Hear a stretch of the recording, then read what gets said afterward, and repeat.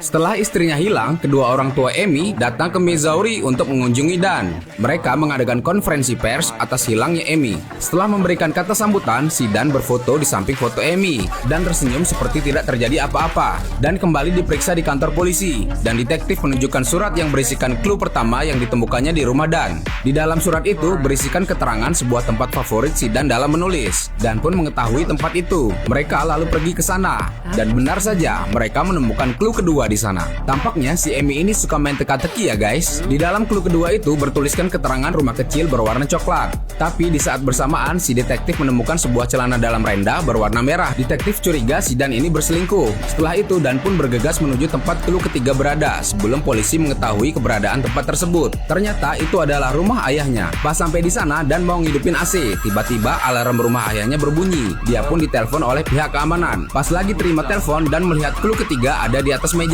Dan pun mengambilnya. Bener banget, ada clue ketiga dari Amy. Tiba-tiba polisi datang dan berusaha menyembunyikan clue ketiga itu di kantong belakang celananya sambil bersikap tenang ketika detektif datang menghampirinya. Keesokan harinya Dan datang ke acara charity hilangnya Amy di sebuah hotel. Di sana tampak kedua orang tua Amy dan saudara kembar Dan, si Go, dan terlihat sangat kusut. Detektif yang masih penasaran kembali bertanya apakah Dan punya tetangga yang dekat dengan si Amy. Dan pun menjawab tidak ada. Saat Dan tengah berbincang dengan detektif, dia melihat seorang pria berkacamata yang tak asing baginya. Pria itu tampak mencurigakan. Dan pun mengikuti pria itu keluar ruangan. Namun saat keluar dia malah diajak foto sama salah satu volunteer yang sepertinya ngefans sama si Dan ini. Setelah berfoto, Dan pun meminta wanita tersebut menghapus fotonya. Tapi si wanita itu nggak mau dan pergi meninggalkan Dan. Para volunteer pun mulai mencari keberadaan si Amy. Kira-kira siapa ya sosok pria misterius itu? Saksikan di next part ya guys.